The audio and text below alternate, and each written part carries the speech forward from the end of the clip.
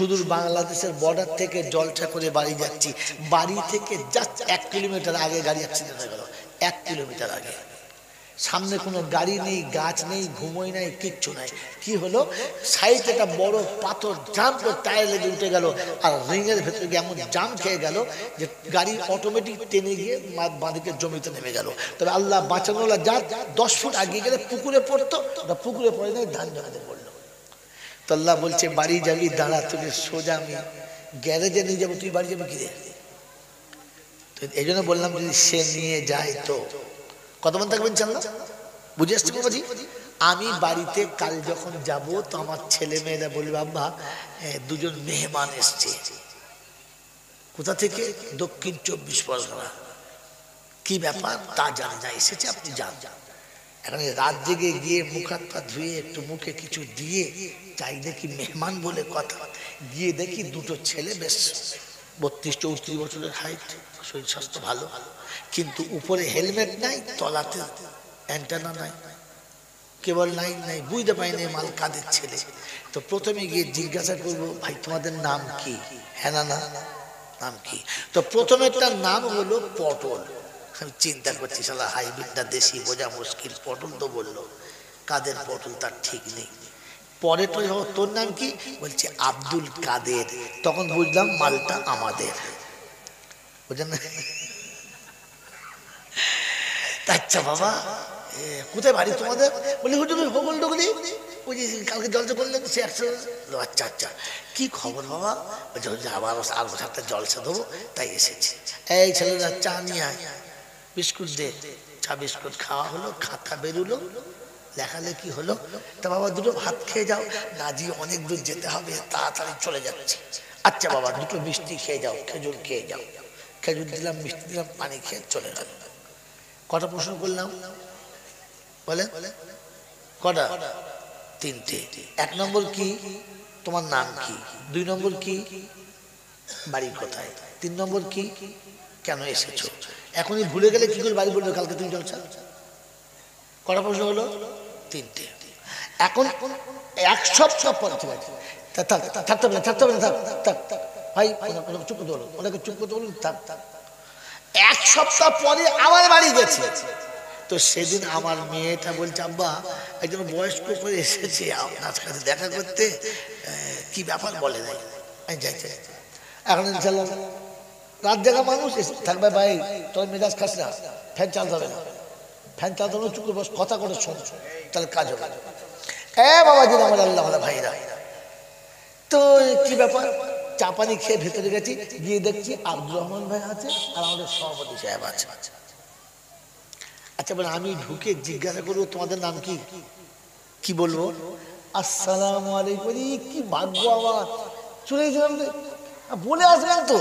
হ্যাঁ না, এই ছেলেরা তাতে দিকে তোর মাকে বল দুধের চা করতে, ডিম শুদ্ধ করতে বল, ভালো বিস্কুট আনবি, সেই মোটামুটি বিস্কুট এনেছি আমি, বাংলাদেশের বিস্কুট, ওই বিস্কুট তাদের যা, সেই বাদাম আছে, ছোলা ভিজন আছে, ছোলা এলো, কাঁচা বাদাম এলো, মোটা বিস্কুট এলো, দুধের চা এলো, খেতে বসেছে, চা খাচ্ছে। এই তোর মাকে বলো নাস্তা করতে, চলে যা, পট করতে বল, গাকে পট করতে বল। আর কি বল আপনার কি গোশ হচ্ছে, দেখ একবার গোশের কিমা হলো, পরোটা হলো, নাস্তা পানি হলো। আর যখন বলছে জামাল ভাই বসো, খাওয়া যাবো বসো, কি ভাগ্য একবার এসছো, বসো। সে বেচারা যাবো করছে, আমি ধুমকে বসাচ্ছি, বসো। নাস্তা হলো, এই তোর মাকে বল খাস চালে পোলাও করতে, আর তোর বড় ভাই বল জাল ফেলতে দূরে, বড় মাছ ধর, আর দেশি মুরগি আছে ধর, দেশি মুরগি, খাস চালের পোলাও, বড় মাছ, ডাল, যত কুলিছে সব খাওয়া দাওয়া চলছে। আচ্ছা একবারও জিজ্ঞাসা করেছি কি নাম তোমার? না। কোথায় বাড়ি? না। কেন এসেছে? না। কারণ কি? এরাও হগল ডুগুলিতে গেছে, ওরাও গেছে, ওদের বেলা 3টে প্রশ্ন, এদের বেলা হলো না কেন? যদি বলে এই লোক 3টের সঙ্গে আমার পূর্ব পরিচিত আছে। হ্যাঁ না, এই লোক দুটো কি জন্যে আসতে পারে ওটাও আমার আন্দাজ আছে, আর লোক দুটোর নামও আমার জানা আছে। অতএব আমাকে আর প্রশ্ন করতে হবে না, বরং ওদের ব্যবস্থা করতে হবে। তো কবরে যখন মুসলমানের বাচ্চা যাবে, মাথাতে টুপি নেই, মুখে দাড়ি নেই, প্যান্ট পরেছে, নিচে খড়কুটো সব দেখা যায়। খড়কুটো বুঝে দাও, মেয়ে ছেলে বুঝে শুনছেন, দুব্বো ঘাস না, খড়কুটো না, দুব্বো ঘাস, ও ঘাস পর্যন্ত দেখা যাচ্ছে। এই মার নাম আব্দুস সত্তার। তো কবরে গেলে ফেরেশতাদের জিজ্ঞাসা করবে, মান রব্বুকা, তো রবকে, এরকম কীর্তি তো রবকে। তা যা জড়ি মড়িয়ে বললো আল্লাহ। তা তুই কোন, তোর নবীকে? শয়তান না কে? এই অবস্থা কি তোর? এদিকে কিচ্ছু নাই, এদিকে কিচ্ছু নাই, বড় জামা নাই, হ্যাঁ প্যান্ট পরেছে পিছন দিকে, এখন যা প্যান্ট পরেছে ছেলে দেখবেন পিছন দিকে একদম ঝুলে, ঠিক এই পানি বেরোয়, ঝোড় ঝোড় বলো তোমাদের ঝোড় নাই, বর্ষাকালে ঝোলে পানি বেরোয়, ও যখন নামাজে সেজদা করে পেছন দিকে ঝোড় দেখা যাবে, একদম হু করে হাওয়া যাচ্ছে। ছেঁচড়ে কোথাকার, তুই প্যান্টটা পরলি কি করে? ভাবেন বসে বসে, হ্যাঁ তুই তোর নবী কে রে, এইসব কে শিখিয়েছে? তার জিজ্ঞেস করে তোর নবী কে, হ্যাঁ না বলে। তারপরে জিজ্ঞাসা করবে, আরে তুই কোন ধর্মে ছিলিস, এইসব বুঝেছ, কীর্তন তোর কোন ধর্ম রে? তিনটে প্রশ্ন করবে, করবে না করবে না? কিন্তু এই মালটা যখন কবরে যাবে, তো কবরে শুতে দেরি, আর কবর রাউজাতুম মিন রিয়াজিল জান্নাহ, ফেরেশতা ঢুকলেই বলবে আসসালামু আলাইকুম। কেন বলেন তো? إذا وضع الميت على قبره والقرآن على رأسه والصلاة على يمينه والصوم على شماله وسائر الأعمال إلى رجليه। মাইয়িত যখন কবরে গিয়ে শোবে, মাথার কাছে কোরআন গিয়ে দাঁড়াবে, ডান দিকে গিয়ে তার নামাজ দাঁড়াবে, বাম দিকে তার রোজা দাঁড়াবে, সারা জীবনের নেকিগুলো পায়ের কাছে দাঁড়াবে, চারজন গার্ড দিয়ে থাকবে। ফেরেশতা সালাম দিতে বাধ্য হবে, আর কবরে যেতে যেতে আওয়াজ হবে, জান্নাতের দরজাটা খুলে দাও, জান্নাতের হাওয়াটা কবরে চালিয়ে দাও, জান্নাতের বিছানা বিছিয়ে দাও। আমার বাপজির, আমার সোনার চাঁদ বন্ধুরা, আমার সোনামণি মায়েরা বোনেরা, আন্নাউমু কানাউমুল উরুজ, বলা হবে বাসর রাতের মতো আরামে ওকে ঘুম পাড়িয়ে দাও। ওই হবুল টুকরির বাবাজিরা, সোনামণি মায়েরা বোনেরা, বাসরাতে আপনাকে যত ভালো খাবার দিক, বিছানা যত ভালো দিক, ঘরটা যত সুন্দর করে ফুল থেকে সাজিয়ে দিক, বিছানায় শুলে ঘুম আসবে। কেন বলেন তো?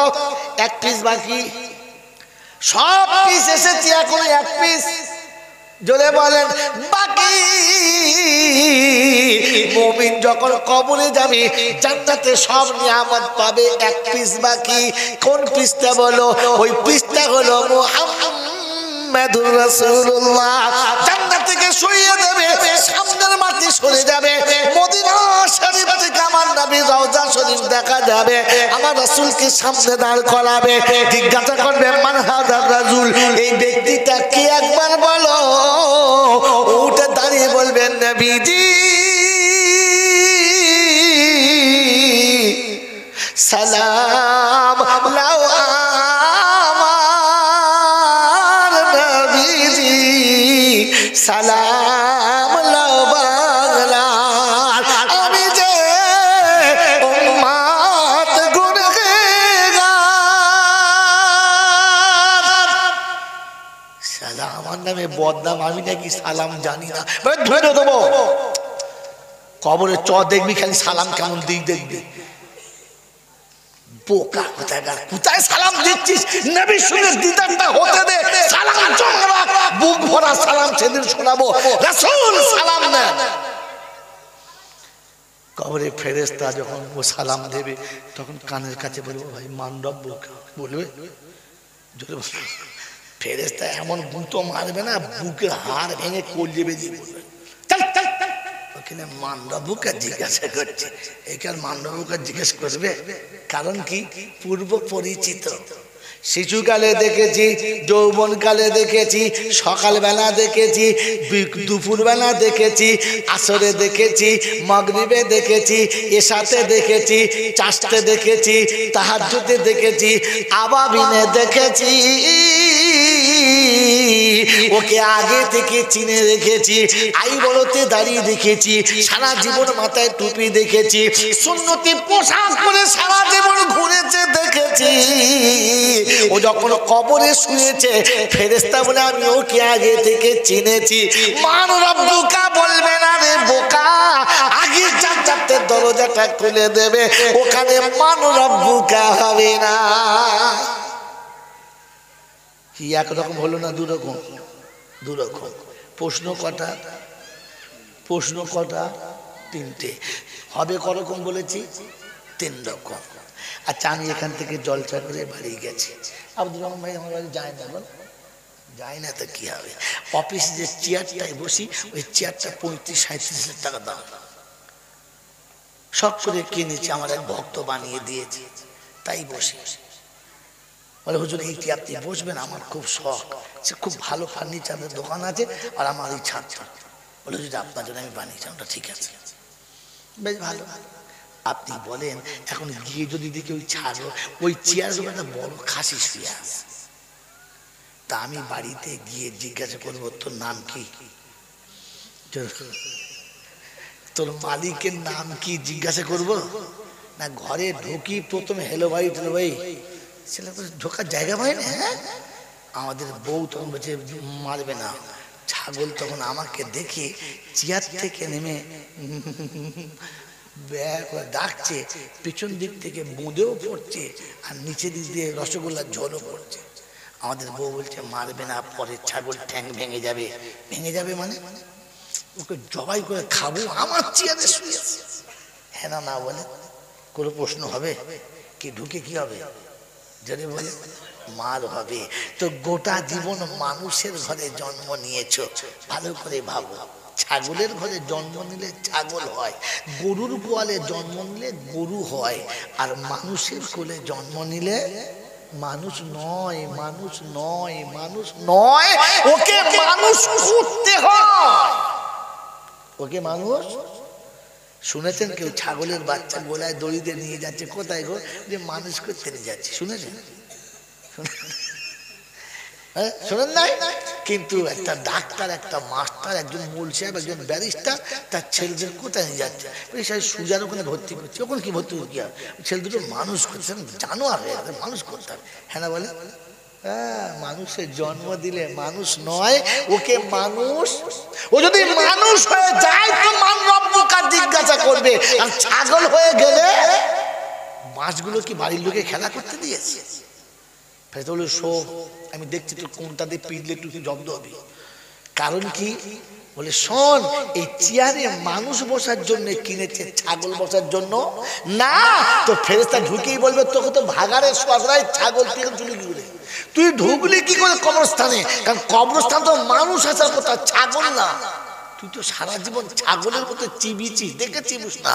ছাগল যখন খায় তখন গরিব গরিব ধনী দেখে না, ভালো মন্দ দেখে না, দেশ দশ দেখে না, কালমাল বোঝে না, পেলেই চিবোয়। আর আমি কি করি? এই ছাগল যখন কবরে যাবে ফেরেশতা জিজ্ঞাসা করে মান রব্বুকা, ও তো ঢুকলি প্রথম কি ওপর থেকে বাঁশ ছাড়িয়ে বলে ও পুরো বস, তুই এখানে এলি কি করতে? তুই এলি কি করতে? কারণ তোর তো ভাগাড়ে শোয়ার কথা। কথা বোঝেন নাই বাবাজিরা, সোনারা, লালিরা? কিছু মনে করবেন না, এর উত্তরটা বলে দেবো অন্য জায়গায়। হ্যাঁ, বড় পীর আব্দুল কাদের জিলানী রাহমাতুল্লাহ আলাইহি বলেছেন, বেনামাজি মরে গেলে মুসলমানের কবরস্থানে মাটি দিও না। বেনামাজি মারা গেলে জানাজা পড়তে হয় না, কারণ ও শালাও ঘুমোবে না আর কবরওয়ালাদের ঘুমোতে দেবে না, ভাগাড়ে পুঁতে দিয়ে। কথা মনে থাকবে ইনশাআল্লাহ। এই জন্য বাবাজিরা শোনা, তাহলে কবরে যে তিনটে প্রশ্ন হবে শুনেছিলেন, সবার জন্য এটা ভুল। এটা কি? জোরে বলেন। নিজেকে মানুষ করে কবরে যান, আল্লাহ আপনাকে ছেড়ে দেবে, রেহাই রাস্তা রেখেছে। কথা বোঝেন কি বোঝেন না? আমার বাবাজিরা, আমার শোনাচ্ছেন বন্ধুরা, আমার সোনামণি মায়েরা, বোনেরা, এই যে শুনেছেন না আল্লাহ রহমানুর রহিম, ওই রকম ভুল। সারা জীবন জলটা শুনেছেন আল্লাহ রহমানুর রহিম, বাবা বোকা কোথায়, রহমানুর রহিম তিনি সত্য, কিন্তু প্রত্যেকটি সত্যের পিছনে থাকে একটা শর্ত, এই শর্ত হলে তবে সত্য। বলে আমাদের জিজ্ঞাসা করেন আপনি ঘরের মধ্যে কিচ্ছু জানেন না, বলেন সত্যের পিছনে একটা শর্ত থাকে তবে সত্য, নালে সত্য না। বলেন তো শর্ত কোন জিনিসের নাম জানেন? এটা প্রাইমারি স্কুলে জানে না, হাই স্কুলের ছেলেরা জানে না, কলেজের ছেলেরা জানে না, ইউনিভার্সিটি জানে না, বিশ্ববিদ্যালয় জানে না, পৃথিবীর কোনো শিক্ষাঙ্গনে এটা থাকে না। এটা থাকলে শুধু মল্লিপুর মাদ্রাসায় থাকে। ওলামারা জানে যা ফাতার শার্ট ফাতাল মশরুদ, শর্ত না পাওয়া গেলে মশরুদ পাওয়া, এটা আলেমরা জানে, এটা মুসলমানরা জানে। আপনি আমি তো মুসলমান, জানি শর্তকার নাম শিখে নেন। কোন রমণী পছন্দ, আপনি পূর্ণ যৌবনলা, আপনার ভোগ করার ক্ষমতা আছে, আর আপনার ভোগের পাত্র হওয়া তার ক্ষমতা আছে, কিন্তু তাই বলে গপ্পরে কারো হাত ধরতে পারবেন না। একটা শর্ত আছে, শর্ত হলো উভয়ের রেজামন্দির সঙ্গে বিয়ে হতে হবে, বিয়ে না হওয়া পর্যন্ত হাত ধরা যদি বলে যাবে না। আর বিয়ের জন্য ইজাব কবুল শর্ত আছে, হ্যাঁ বল হ্যাঁ বল, এই বল হ্যাঁ বল, ওই বললে হবে কি জি জোরে বলে, দুজনের মধ্যে ইজাব কবুল শর্ত আছে। এই শর্ত না হলে বিয়ে হবে। তো সত্যের পিছনে শর্ত থাকে। বলেন আল্লাহ রহমানুর রহিম কথা সত্য না মিথ্যা? সত্য। কোরআনে আছে না নাই? আছে, কিন্তু পিছনে একটা শর্ত আছে। সেটা কি? সেটা বাস্তব, সেটা বাস্তব। আমি বললে আপনি বলবেন ধর এ বলছে বোঝে না, বাস্তব এটা। আব্দুর রহমান ভাইয়ের 3টে ছেলে। কটা ছেলে? 3টে। একটা ছেলে বাপের কথা বুড়ো আঙুল দেখায়, পাগলা বুড়ো পাগলা হয়ে গেছে, বাপের কোনো কথা শোনে না। টাকা বাপ দেয়, জামা বাপ দেয়, খাওয়া বাপ খাওয়ায়, ঘর বাপ বেঁধে দেয়, বাপের কথা মানেই না। আর একটা আছে একটু মানে, মোটামুটি কথা শোনে, তাকে বাসন্তী স্কুলে ভর্তি করে লেখাপড়া ছেলেটা এখন সে যেটা স্কুলে ভর্তি করেছে সে স্কুলে যায়, কিন্তু প্রোডাকশন ওই মালে ব্লাডটা একই রকম, সে গুমার কারো মানে না, কাউকে মানে না, মানে না, মানে না। অঙ্কের মাস্টার বকেছে, এই বদমাস ছেলে তুই অঙ্ক শিখে এখনো মাধ্যমিক পরীক্ষা দিবি, এখন বকেছে, বলছে আমি আব্দুর রহমানের বেটা আমাকে ধমকায়। দাঁড়া, মাস্টার যেই ধমকেছে পাশে ডাক্তার ছিল, তুলে কপাল চেপে ঝেড়েছে, কপাল ফেটে একবার বাস 12টা বেজে গেছে। মাস্টার বাবা গো বলে বসেছে, ছেলেরা পালিয়ে গেছে। অফিস থেকে সবাই এসে দেখে স্যারের মাথা ফেটে গেছে, টিচ 2-3টে সেলাই হয়েছে, ব্যান্ডেজ করে মাস্টার শুইয়ে দিয়ে হেডমাস্টার ছেলেটাকে নিয়ে অফিসে ঢুকিয়ে কঞ্চিতে করে বেশ ভালো মতো ঝেলেছে। ছেলে বলছে মেরে হবে না, চল চল, সোজা হবল দিয়ে নিয়ে বলছে মামা সাহেব বাইরে আসুন। বলছে হেডমাস্টার এসছেন, হেড স্যার আসুন চা খাবেন। বলে চা খেতে হবে না, চাকরি নিয়ে টানাটানি চলছে। চা খেতে রেখেছে। বলে কেন কি হয়েছে? ভেতরে আসুন। ভেতরে নিয়ে গেছে, বলে যে আপনার মালটাকা নিন। কেন কি হয়েছে? বলে অঙ্কের মাস্টারের মেরে কপাল ফাটিয়েছে, তাকে সেলাই করে এসেছি, আপনি নিন, আপনার ছেলের জীবনে ভর্তি করবো না, আপনার ছেলে না। আচ্ছা বলেন, এইরকম অপমানজনক কথা বলে ছেলে ফিরিয়ে দিয়ে গেলে আব্দুর রহমান ভাই উঠে ছেলের কপালে চুমো খেয়ে বলবে একটা কাজ করেছিস বাবা, বাসন্তীতে সবাই এবার জানবে যে আমি আব্দুর রহমান। কি ছেলের কপালে চুমো খাবে? কি করবে? বউকে বলবে দরজা লাগাতো, এই বাদ্র কি লাগা, বউ বলছে লাগা থাকবে, তাই শোন দরজা লাগিয়ে দিলে হেলমেট দিয়ে সালা ছেলেরা গোষ্ঠী মেরাবো। মা তখন বলছে মেরো না বাচ্চা ছেলে, কথা বলে তোকে শুধু ঝেলে দেবো, সরে যা সামনে থেকে, আমার স্কুল সম্মান কোনো একটু মান সম্মান রাখলে না। মাস্টার যা মেরেছে মেরেছে, তারপরে বাপ দুধুম ধোলা ধুনেছে। ওর মা বলছে ওগো বাবা আমার ছেলে মরে যাবে, ছুটে গেছে, মায়েরও হয়েছে, মনে হচ্ছে তুলোর বালিশের উপর পড়ছে ধাপা ধাপা ধরে। কি হয়েছে? মা বেটা মার খেয়ে এক পাশে পড়ে আছে, মেজাজ গরম হয়ে গেছে, সন্ধ্যাবেলা বসে আছে, মনটা খুব খারাপ, বউটাকেও মারলো, রাগে মাথা সামালতে পারে না, বউটাকে মেরেছে। ছেলে মারা দুঃখ নেই, বউ মারাতে দুঃখ, এই বেচারা মার খেলবো ওর জন্য মন খারাপ হয়ে বসে আছে। ঠিক সেরকম সময় এসব আদাল হবে, নামাজ পড়তে যাবে, দুটো ছেলে বলছে চাচা বাইরে এসো। বলে কি?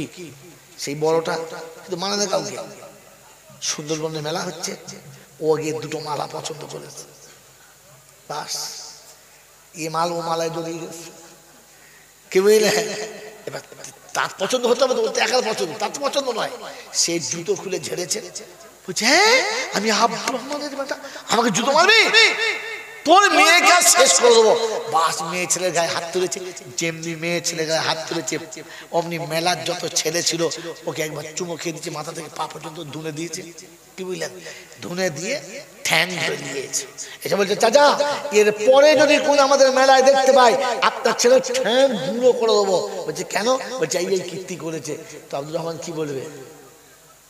হ্যাঁ বাবা এখনো জবাই করে আনি নাই, শুধু এমনি নিয়ে এসছে। ও ছাগলকে তো জবাই করে আনা দরকার ছিল। কি বলেন জি? তোরা এখানে দেখে যাই, ব্যবস্থা করছি। এক তো দুপুরে মেজাজ গরম হয়ে আছে, তারপর এটা ঢুকেছে। কি অল্প মারবে না বেশি? জোরে বলে সারা বস্তা সেলাই মার দেওয়া দিয়েছে। কটা হলো? কটা হলো? আর আছে কটা? একটা। এই ছেলেটা কিন্তু বাপের ইচ্ছার বাইরে চলে না। বাপ যা বলে তাই, বাপ যা করে তাই।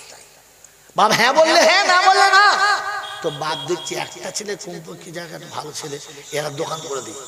একে কি করেছে বলো? সোনাখালী বাজারে দোকান করেছি, বড় দোকান। কিন্তু চিটিং বাজ তো সব জায়গায় থাকে, থাকে না? এখন ছেলে মানুষ একে ভুলিয়ে ভালিয়ে বেশ কিছু মাল নিয়ে পালিয়েছে, প্রায় লাখখানেক টাকা সব গোনা।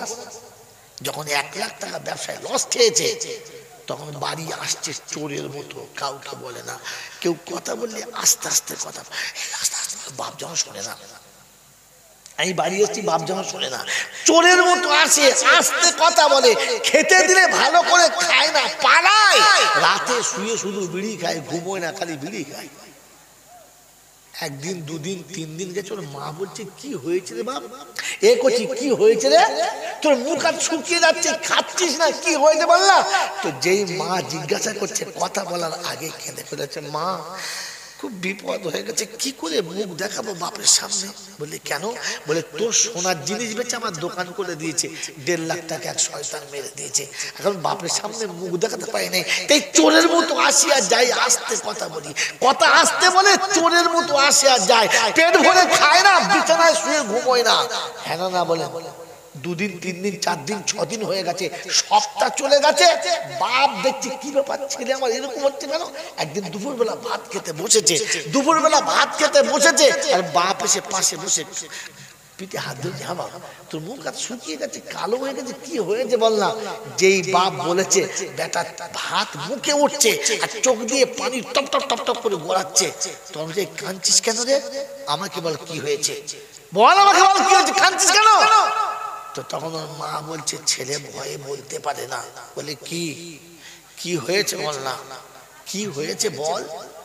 বলছে শোনো, তুমি ব্যবসা করে দিয়েছিলে, ব্যবসা সুন্দর চলছিল, এখনো চালাচ্ছে, কিন্তু দুর্ভাগ্য কি জানো, এক শয়তান ওকে মিথ্যা কথা বলে 1 লাখ টাকা মতো মেরে নিয়েছে, তাই তোমার সামনে মুখ দেখাতে পারে না, লজ্জায় কেঁদে বেড়াচ্ছে। ছেলে আমার ভালো করে খায় না, রাতে ঘুমোয় না, মনে হচ্ছে ছেলে আমার মরে যাবে। মা যখন এই সুপারিশটা করেছে, তো বাপ তখন ছেলের ঘাড় ধরে 1 কাছাড় মারবে। কি বলবে? এ ভাত খা, ভাত খা, ও শয়তান মেরেছে, মারুক, এখনো তোর বাপ বেঁচে আছে, তোর বাপ মরে যায় নাই, তোকে আবার দোকান করে দেবো। দেখি শয়তান তোকে কি করে জব্দ করে, আবার দোকান করে দেবো। বাপ বলে না। এই 3টে ছেলে কার? আব্দুর রহমানের। বিবি একটা, 3টে ছেলে বিবির পেটে। ওই 2টো ছেলেকে পাড়ার লোকেও মারলো, বাপও মারলো, মাস্টারও মারলো, আব্বাও মারলো, ঘর থেকে তাড়িয়ে দিল। এই ছেলেটা এত বড় অন্যায় করলো, বাপ বুকের কাছে টেনে নিয়ে সাহস দিল আর বললো তোর বাপ এখনো মরে নাই, আর তোর বাপ আবার দোকান করে দেবে। তাহলে কি বোঝা গেল, এই ছেলেটা আব্দুর রহমানের জন্মের, আর ওই 2টো ক্যানিংয়ের হারিয়া হাত থেকে করে বউ কুড়িয়ে এনেছে। হ্যাঁ না বলেন? তাই মনে হচ্ছে কুড়িয়ে এনেছে, কারণ ওই 2টো ছেলে বাপের অবাধ্য চারণ চলেছে, তাই ওরা ভুল করলে 2 পিঠে মার খেয়েছে। আর এই ছেলেটি বাপের ইচ্ছার উপরে চলেছে, তাই অন্যায় করার পরে বাপ সাথ দিয়েছে। রাব্জাতুল জালাল বলে বান্দা যখন আমার ইচ্ছার উপরে চলবি, আমি যা বলবো তাই শুনবি, আমি যা রাজি থাকবি, আমার রাজিও তুই রাজি থাকবি। তোর যদি ভুল হয়ে যায় আমি আল্লাহ শোনাচ্ছি, ওর বাপ যদি ওকে বলতে পারে আমি বেঁচে আছি তোর দোকান করে দেবো, আমি আল্লাহ বলতে পারি তো সব গুনাহ মাফ করে দেবো, আর আমি নেকি দিয়ে তোকে জান্নাতি বানিয়ে দেবো। সবার জন্য না, আলাদা। যদি বলে এতদিন তো ঢালাও জলটা শুনেছিলেন, সালা যে কোরআন শরীফ পড়ে তারও জ্ঞান নাই, আর কোথা থেকে পড়ে সেটারও জ্ঞান নাই। হালাকে কোরআন ছিল, আল্লাহ পাক শোনাচ্ছিল, কুল ইয়া ইবাদি আল্লাযীনা আসরাফু, কথা বললেন। আর আল্লাহর নবী ঈদের দিন সকালবেলা নামাজ পড়তে চলেছে, এতিমকে কেউ নিত না, রাস্তার উপরে বসে আছে, আল্লাহর নবী চলছেন, গিয়ে দেখে ধুলোর উপরে বসে বাচ্চাটা। কাদের বাড়ির ছেলে তুমি? তোমার তাতে কি, তোমার কি করতে, কি নাম তোমার? বলবে না, নাম বলবে না। বললেন না, কাদের বাড়ির ছেলে তোমার জানার দরকার নাই। আল্লাহ নবী বুঝলেন ছেলের কথাটা রাগের নয়, অভিমানের। এটা বুঝতে হয়, ভাষা বুঝতে হয়, এটা রাগের নয়, অভিমানের। তাই অভিমান মানাতে গেলে একটু লেভেলে মিলতে হয়, হ্যাঁ না বলে। আল্লাহর নবী দাঁড়িয়ে না থেকে ধুলোতে বসে গেলেন, ওই মাসুমের সঙ্গে ধুলোতে বসলেন, আর সমানে সমান হয়ে জিজ্ঞাসা করছে, আচ্ছা বাবু কাকে বলবে তুমি বলো তো, কাকে পেলে তুমি বলবে কথাগুলো? তো বলছে এই রাস্তা দিয়ে যখন মুহাম্মাদুর রাসূলুল্লাহ যাবে, ওই আব্দুল্লাহর বেটা গেলে তার কাছে বলবো, সে আমার দুঃখ বুঝবে। আল্লাহর নবী সাল্লাল্লাহু আলাইহি ওয়াসাল্লাম টেনে তুলে নিলেন আর বললেন, আমি সেই আব্দুল্লাহর বেটা মুহাম্মদ, বলো। বললেন, আল্লাহর হাবিব আব্বা মরে গেছে, মা দ্বিতীয় সংসারে চলে গেছে, পিতা ভালো চোখে আমাকে দেখে নাই, তাই ভোরের বেলা মা আমাকে কোলে থেকে তুলে কপালে চুমো খেয়ে চোখের পানি দিয়ে বিদায় করেছে, আর বলেছে, ওরে এতিমের দুঃখ এতিম বোঝে, এখানে কেউ বোঝে না, যা চলে যাও। আল্লাহর নবী কাছে যখন বাচ্চা শোনাচ্ছে, ওর চোখ দিয়ে পানি আসছে, আল্লাহ রাসূলের নয়ন যুগল ছলছল করছে। পেয়ারা নবী বলেন, আমি যদি তোমার আব্বা হই, আয়েশা যদি মা হয়, ফাতেমা যদি বোন হয়, বলো আর কিছু মনে থাকবে? আর কিছু মনে থাকবে? ওই মাসুম বাচ্চা রাসূলের কোলে চেপে মুবারক দাড়িতে হাতটা বুলাচ্ছে আর বলছে, আপনি যদি আমার আব্বা হন, আয়েশা যদি মা হয়, ফাতেমা যদি বোন হয়, জন্ম আর কেউ দিয়েছে এটা আমার আর মনে রইবে না, এটাও আমার ভুলে যেতে ইচ্ছা হয়, আমি আর জীবনে কোনোদিন ভাববো না যে আমি এতিম। তাই কবি সুন্দর সাজিয়েছে কথাগুলো, এতিম পেল পিতার আদর, বিধবা পেল কুল। আম্মাজান খাদিজার মাল নিয়ে রাসূল যখন ব্যবসায় চলেছিলেন, প্রতিমধ্য মানুষ যখন ক্লান্ত হয়ে আরাম করছিল, সবাই গাছতলায় বসে গেছে, আল্লাহ রাসূলের আর জায়গা হলো না, তাই পাশে একটা গাছ মরে গেছে, শুকিয়ে গেছে, ডালপালা শেষ, শুকনো একটা বৃক্ষ, আল্লাহ রাসূল তার পাশে হেলান দিয়ে বসে পড়লেন। রাসূলের তন্দা লেগে গেল, আর গোটা বৃক্ষেতে আবার সবুজ পাতার ফল ফুল চলে এলো, বলুন সুবহানাল্লাহ। তাই কবি লিখেছে বড় সুন্দর করে, এতিম পেল পিতার আদর, বিধবা পেল কুল, যার পরশে শুকনো গাছে ধরলো ফল ফুল,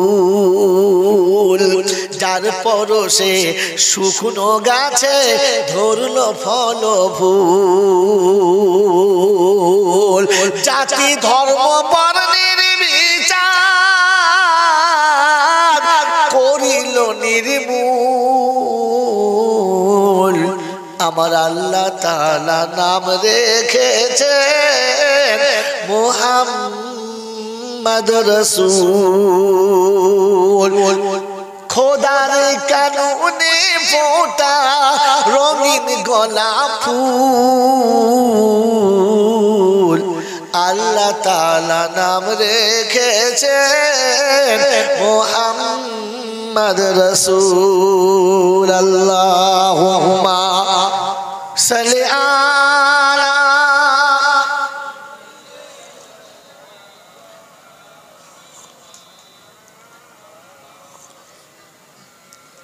ওয়ালা আলি সাইয়্যিদিনা মাওলানা মুহাম্মদ। রব্বে জুল জালাল বলে বান্দারে শুনে রেখে দে, আমি রহমানুর রহিম যাদের জন্য বলেছি তাদের বান্দা হতে হবে। কি হতে হবে বলো? বান্দা হতে হবে। তাহলে আমরা যারা বসে আছি সবাই কার বান্দা? আল্লাহর বান্দা। এটা দাবি করেছি, কিন্তু বান্দার ডেফিনিশন হলো তিনটে।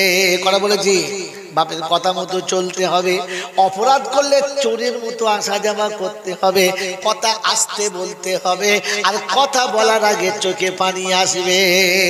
কোরআন শুনিয়ে দিয়েছে, ওয়াইবাদুর রহমানিল্লাযীনা ইয়ামশুনা আলাল আরদি হাওনা ওয়া ইযা খাতাবাহুমুল জাহিলুনা ক্বালু সালামা الذين يبيتون لربهم سجدا وقياما الذين يقولون ربنا اصرف عنا عذاب جهنم إن عذابها كان غراما।